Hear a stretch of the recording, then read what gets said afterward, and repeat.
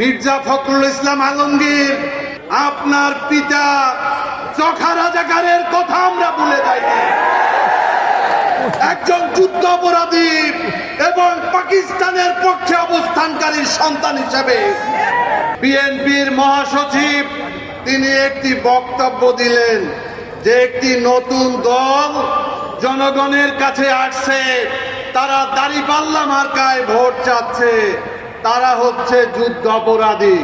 তাহলে আপনার নেত্রী যে তাদের যে মিথ্যা মামলা বলল, তাদের মুক্তি চাইলো, তাদের বিচার নিয়ে প্রশ্ন তুললো, আজকে কি আমরা বলবো না যে বেগম খালেদা জিয়ার বিরুদ্ধে আপনারা অবস্থান নিয়েছেন?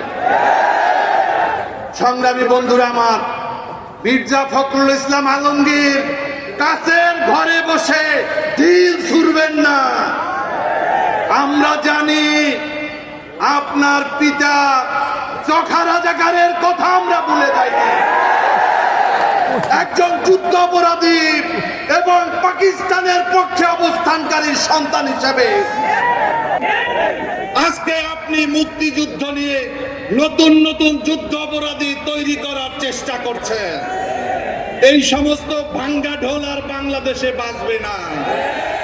5 তারিখে হাসিনা পালিয়ে গিয়েছে এবং এই মুক্তিযুদ্ধের চেতনার নামে বাংলাদেশে যে বিভক্তির রাজনীতি, বাংলাদেশে যে হানাহানির রাজনীতি, তার বিরুদ্ধে আজকে আমাদের ডাক্তার শফিকুর রহমান ঐক্যবদ্ধ বাংলাদেশের ডাক দিয়েছে।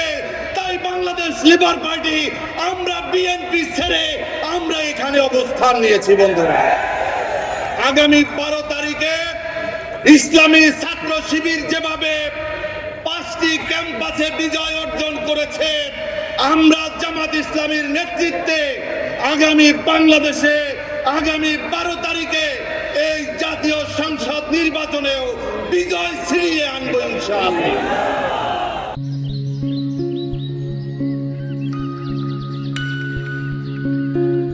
আরেকটা কথা বলে শেষ করব।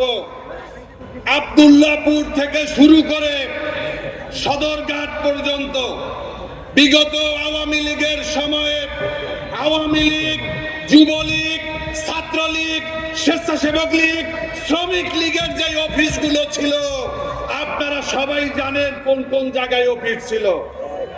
এই অফিসগুলো এখনো আছে, কিন্তু নাম নাই, নাম চেঞ্জ হয়ে গিয়েছে, লীগের জায়গায় দল হয়েছে। আমরা শুধুমাত্র এই ক্ষমতার হাত বদল চাই না, আমরা একটা অর্থবহ পরিবর্তন চাই।